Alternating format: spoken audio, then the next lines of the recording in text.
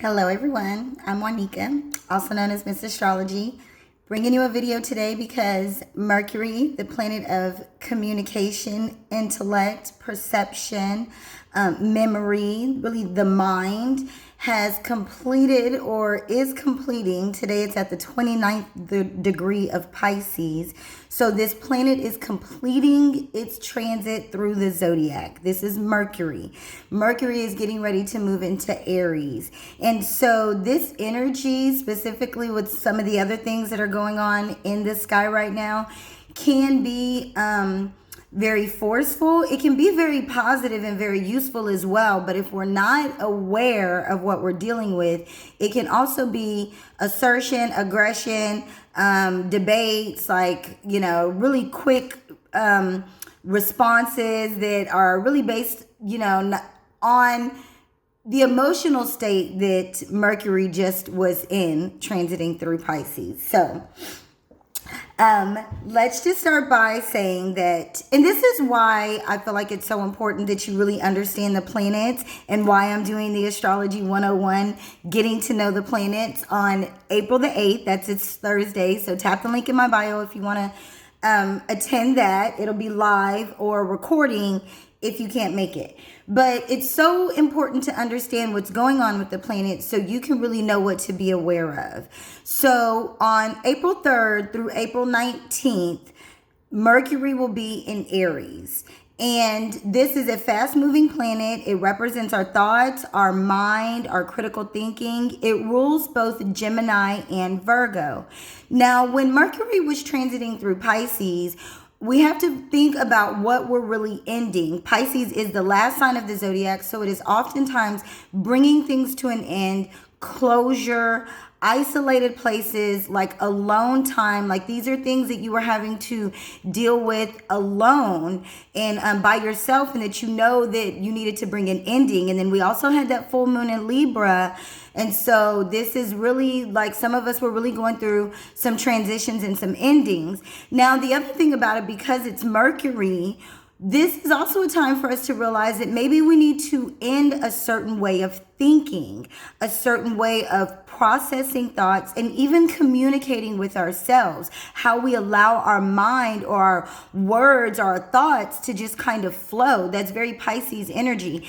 And that's also something that a lot of us may have been dealing with when Mercury was in Pisces, is that maybe we were just being very emotional and not logical. This would be specifically water signs would maybe be feeling way more emotional, dramatic, empathetic, and not really using that rational thinking. Because as far as I'm concerned, when Mercury is in Pisces, Mercury might as well be retrograde. It is not a placement that Mercury likes. It'd rather be in Virgo, which is the opposite of Pisces. And so with this transit, we just want to make sure that because what's going to happen is Mercury is going to go into Aries, and now our thoughts are going to be one that were maybe confused, drama-based, emotion-based, really causing us to bring some endings to things, and some things maybe intuitively, because Pisces is a very intuitive sign. We know those things needed to come to an end.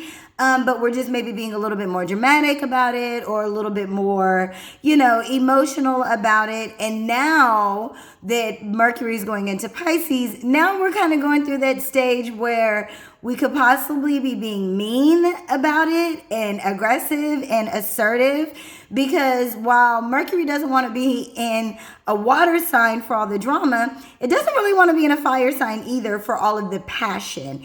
Fire signs are very driven, are very assertive, are very flame, right? And so when you get this quick moving planet that rules your thoughts and perceptions and communications into a fire sign, a cardinal fire sign at that. So the first sign of the zodiac, this can really be very impulsive energy, very just like, pew, pew, aggressive, assertive energy. We have to keep in mind that Aries does rule police officers, military, professional athletes. So this could be a time that we're seeing a lot of force, a lot of speaking out and aggression towards police officers, or maybe some more vocalization from professional athletes in that kind of sense. It's specifically also because the planet that actually rules the sign of Aries is Mars. And Mars is currently in the sign of Gemini. Now, Gemini is the ruler of Mercury, and Mercury is in Aries. And so these two planets are in each other's signs. And so this and fire and air sextile each other. They make positive aspects to each other.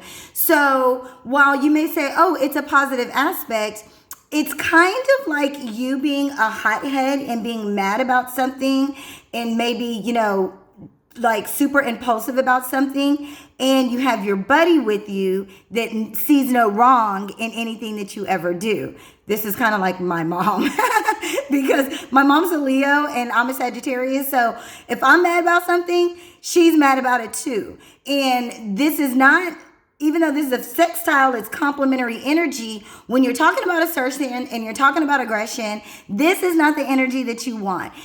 And also, to add to, Saturn and Jupiter are also in a pretty positive aspect to what's happening in Aries, because they are in Aquarius. So this makes a trine to Gemini with Mars and Gemini, and it makes a sextile to Aries. And in Aries, we have Venus, the Sun, Chiron, and now Mercury is joining. So with Jupiter involved, Jupiter is going to expand anything, right? Everybody loves Jupiter. Oh, it's a beneficent planet. It's a good planet, and it can be. But too much of anything is not always a good thing. And so with Jupiter in the mix, this can really, Jupiter, you know, making a sextile to Aries can really get your thoughts going, your assertive energy going. Like, you know, why would you talk to me like that? Did you hear what he said? Like that kind of thing really get you going about it. And then also with that Mars and Gemini, this can also get you riled up with your thinking and really, you know, having you wanting to take action before you really process all the thoughts and see both sides of it. Gemini is the scale of the twins, so it's a duality. You really want to see both sides of it. And then also with Venus there, Venus is really doesn't have a lot of energy, just really in its placement, with it being kind of a gentler planet, if you will, based on all that are involved. But Venus is offering you the aspect or the energy to really see the value in the lessons that you're learning. And Saturn is involved, saying if you can stay disciplined, if you can stay focused, if you can put some boundaries in place, specifically boundaries in place are going to be pertaining to your thoughts, being impulsive with your thoughts, being impulsive with your actions, really not thinking it through, not thinking through the consequences of what you say or what you do. Saturn will bless you if you can stay disciplined. Jupiter wants to bless you, but Jupiter's blessings have to be maintained. Like Saturn and Jupiter kind of balance each other out. There's always that polarity in the astrology. So Saturn and Jupiter balance each other out. So it's like whatever Jupiter gives you, which is going to be lots of opportunity to grow with this. And with Chiron involved, this can be very healing. So it's really this balance of speaking up for yourself if need to be without being confrontational. It's really this balance of thinking about both sides of an argument or of a situation. It's really about being logical and practical about what you had to bring to an end during this last cycle. With, you know, all of these personal planets have completed their transit through the zodiac. Venus has moved on to Aries, the Sun, now Mercury, Mars has moved on. These are all of the personal planets. And so as far as that transit is concerned, there's a lot of us on a personal level that have learned, most of us really have learned that we need to let go of some things. We need to let go of some thinking, some way of speaking.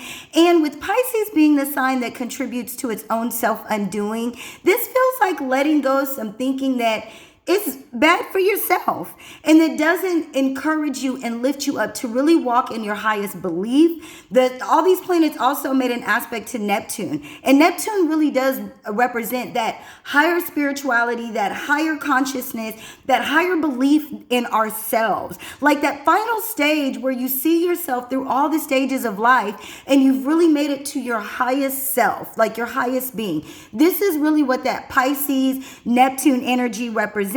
And so what this is really saying is, that higher self that we got in touch with through this transit over the last year, it's time to really let go of some thinking, some mindset, some drama, some emotion that just no longer serves our higher purpose. And we need to really be ready to take action now that we're in Aries season, but we don't want our action to be just drama filled and just, not really thinking it through. We got to think it through. Remember, with all the Pisces energy that we went through, the opposite of Pisces is Virgo. So it's going to be really important to really analyze, to be practical, to make a list, and really sort it out. Allow ourselves time to process the information, to, use our analytical skills. This is what Virgo would do. That's the opposite of Pisces. And then also with this Mars in Gemini, it's definitely look before you leap. Think about all options. Think about both sides.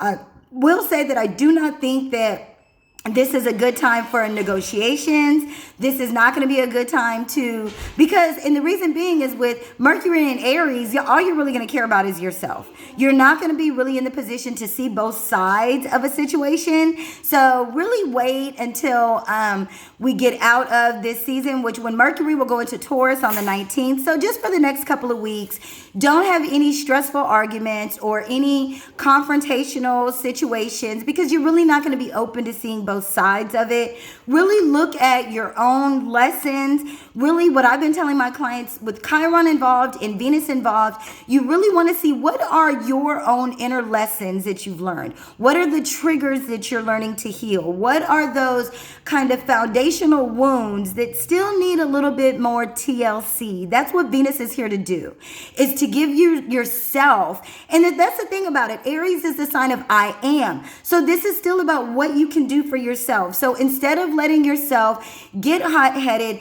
having to really defend yourself, this is really time to see, okay, self, what is this wound really based in? What is this hurt really based in? How can I heal from that? And then with Chiron being the wounded healer, how can I go on to offer value and to heal other people?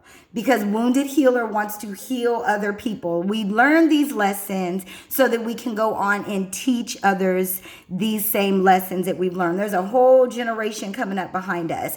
And with what Pluto is doing in Capricorn and Saturn and Jupiter are doing in Aquarius, their definitions, they are really changing that generation that's coming up behind us, because Jupiter, Saturn, and Pluto are all generational planets. And so those planets, and Uranus as well, or Neptune as well, and Neptune is still in Pisces. And so these generations that are coming up behind us are really working on their belief systems. They're really changing how, traditions and structures, the old way of doing things. They really want to be fair to humanity. They really want to be innovative and revolutionary. And so it's really up for us to individually heal our wounds so that we can teach them how to heal theirs, that they're inevitably going to get. I tell everybody, we all have Chiron in our chart. We all have a hurt. We all have a wound. And instead of retaliating in that wound, being offended by that, which is very much an Aries thing, this is time to heal from that, see the value in what we've learned, the lessons in what we've learned. Saturn in Aquarius says go on and teach those lessons to the collective so that we can all mature, we can all level up, we can all expand our faith and our belief, because Jupiter is going to move on to Pisces. We're going to get a touch of that over the summer.